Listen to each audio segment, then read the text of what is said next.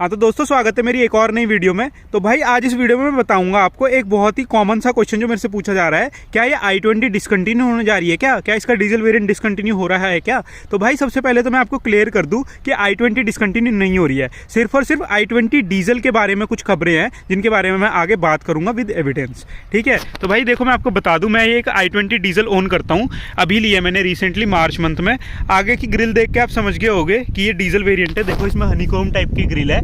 अगर मैं इसकी भाई इंजन की बात करूँ ना आपसे, तो इसमें आपको मिलता है भाई 1.5 लीटर का CRDI engine, manual transmission engine आता है इसमें, कोई भी ऑटोमेटिक वेरिएंट नहीं आता है। कुछ इस तरीके का दिखता है आपको इसका 1.5 लीटर का CRDI इंजन। सेम वही असेंबली है जो क्रेटा, सेल्टॉस और आपकी वेन्यू वगैरह में सेम इंजन मिलता है, बस पावर फिगर्स का फर्क रहता है। इसमें आपको करीबन 240 न्यूटन मीटर का टॉर्क मिल जाता है और 110 के अराउंड, शायद 110 की 118 उसके अराउंड आपको पावर मिल जाती है। तो भाई अब बात ऐसी है कि RDI के जो नॉर्म्स है वो स्ट्रिक्ट होने वाले हैं 1 अप्रैल 2023 से।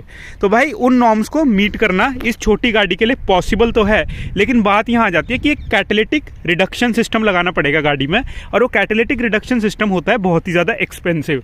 अगर उस कैटालिटिक रिडक्टर सिस्टम को हम i20 जैसी कार में इंस्टॉल करेंगे तो आपको जैसे पता होगा इसका स्पोर्ट्स मॉडल ऑन रोड कहीं 10.5 लाख जाके पड़ता है डीजल में। अब तो शायद और भी महंगा हो रहा हो, मैंने तो 10 लाख का लिया था, लेकिन भाई 10.5, क्योंकि चंडीगढ़ है इसलिए मेरे को थोड़ा सस्ता पड़ा था। अब उस कन्वर्टर को भी अगर इस गाड़ी में लगा दिया तो आपको पता है भाई इसकी कॉस्ट कहाँ पहुँच जाएगी। और हैचबैक के लिए 11 लाख से ऊपर या 11.5 लाख से ऊपर जाना कोई भी प्रेफर नहीं करता। पहले इसकी सेल्स कम है और ऊपर से डीजल इंजन में अगर कैटालिटिक रिडक्टर भी लगाना पड़ा तो फिर उससे सेल्स और ज़्यादा कम जाएगी, कंपनी को कोई बेनिफिट नहीं होगा। तो ऐसा सिर्फ एक अजम्पशन है अभी तक कि i20 डीजल डिसकंटिन्यू होगी। तो भाई देखो मेरे को भी कहीं ना कहीं ये बात सच्ची लगती है, क्योंकि डिसकंटिन्यू होना बनता भी है। अगर अभी इतनी एक्सपेंसिव है तो फिर हैचबैक कौन ही लेगा अगर इतनी महंगी हो जाएगी वो कैटालिटिक सिस्टम लगा के।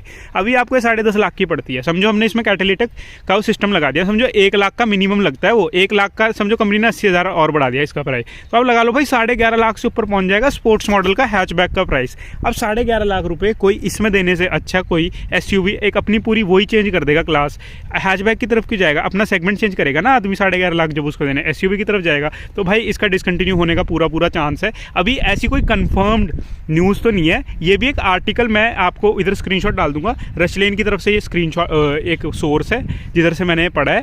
ठीक है भाई, तो ऐसी कुछ इसकी न्यूज़ है। बाकी अगर मैं बात करूँ, कुछ भाई जो सोच रहे हैं कि नहीं मेरे को अभी मैंने डीजल गाड़ी ली है, या फिर कुछ भाई ऐसे भी होंगे जो सोच रहे होंगे कि भाई मैं लूँ या ना लूँ, तो भाई उनको मैं बता दूँ लेने में कोई भी बुराई नहीं है। ये इंजन डिसकंटिन्यू नहीं हो रहा है, सबसे बड़ी बात जो आपको क्लियर करनी है, ये इंजन डिसकंटिन्यू नहीं हो रहा है। ये इंजन आपको क्रेटा, सेल्टॉस इन सब में यही इंजन देखने को मिलेगा, बस कैटालिटिक रिडक्टर के साथ देखने को मिलेगा। ठीक है भाई, तो फिर डरने वाली कोई बात नहीं है, गाड़ी की प्रॉपर सर्विस होगी, प्रॉपर पार्ट्स मिलेंगे, Hyundai से ही मिलेंगे, क्योंकि इंजन डिसकंटिन्यू होता है तब प्रॉब्लम होती है। ये इंजन और गाड़ियों में कंटिन्यूड रहेगा क्योंकि उनका प्राइस इतना ज़्यादा नहीं जाएगा, और अगर जाएगा भी तो उनकी डिमांड ही इतनी है।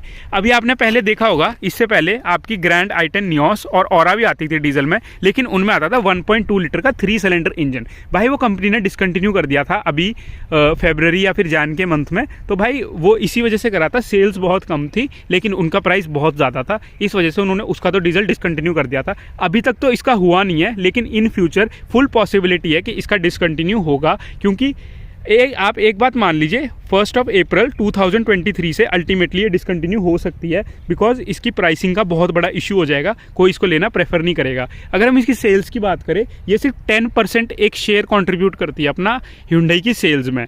डीजल वाला वेरिएंट की बात कर रहा हूँ मैं, डीजल वाला वेरिएंट ओनली 10% कंट्रीब्यूट करता है। ठीक है, तो भाई इसका भी मैं एक स्क्रीनशॉट डाल दूंगा आपके साथ।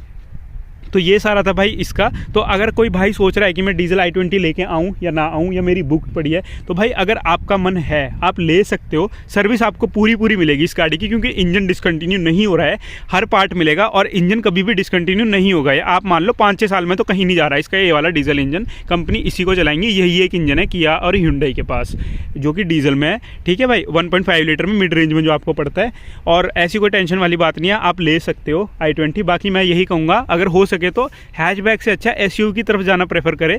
मैं इंजन की वजह से नहीं कह रहा, बस मैं अपनी पर्सनल रिकमेंडेशन से कह रहा हूँ। मैंने ली थी उस टाइम पे, मेरे को लगा था कि ठीक है अच्छी लगती है, लेकिन भाई थोड़ा सा हाइट का फर्क पड़ जाता है। बेशक से हम सिटी में ड्राइव करते हो, पर वो थोड़ी वो वाली चीज़ रहती है तो डर नहीं लगता है, टिक जाती है नीचे से।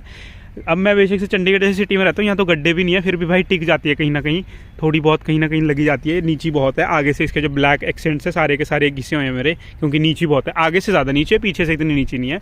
तो भाई ये था सारा इसके इंजन के रिलेटेड जो भी आपको इन्फॉर्मेशन चाहिए थी, मैंने आपको बता दिया है। कोई कंफर्म न्यूज़ नहीं है, लेकिन फुल पॉसिबिलिटी है कि 1 अप्रैल 2023 से Hyundai i20 डीजल डिसकंटिन्यू हो सकती है। पेट्रोल वाली वही नॉर्मल चलेगी भाई, पेट्रोल वाली का वो RDI नॉर्म्स मैच कर जाते हैं, इतना ज़्यादा पोल्यूशन नहीं करती है। इस वजह से उन्होंने पता नहीं कोई NO से रिलेटेड कोई नॉर्म्स बढ़ा दिए हैं जो कि ये एमिशन बहुत ज़्यादा करता है। तो भाई इस वीडियो के लिए इतना ही था। आप लोगों ने कमेंट में पूछा था तो मैंने बताया। भाई एक और चीज़, अगर आपको किसी भी गाड़ी का रिव्यू चाहिए हो, या फिर आपको मेरे साथ कोई चीज़ अपनी एक वीडियो या फिर ऐसी कोई बात शेयर करनी है जो अपने शॉर्ट्स में लाऊं या वीडियोस में लाऊं, तो मेरे को आप वो मेल कर सकते हो। मैं नीचे पॉपअप हो रही होगी मेरी मेल आईडी, या फिर आप मेरे को इंस्टा पे भी सेंड कर सकते हो। इधर देखो आप नीचे की तरफ वो भी आ रही होगी मेरी इंस्टा आईडी पॉपअप होके, तो आप वहाँ पे मेरे को सेंड कर सकते हो। मैं आपकी वो जरूर डालूंगा, और जो भी मेरी रिक्वायरमेंट होगी उसको डालने के लिए मैं बता दूंगा आपको। रिक्वायरमेंट से मेरा मतलब पैसे वगैरह से नहीं है, मेरे रिक्वायरमेंट से मेरा मतलब है जो इन्फॉर्मेशन आपसे मेरे को चाहिए होगी। ठीक है भाई, तो इस वीडियो के लिए भाई इतना ही था। अगर वीडियो पसंद आई हो तो लाइक शेयर और सब्सक्राइब करके ज़रूर जाना। चलो थैंक यू।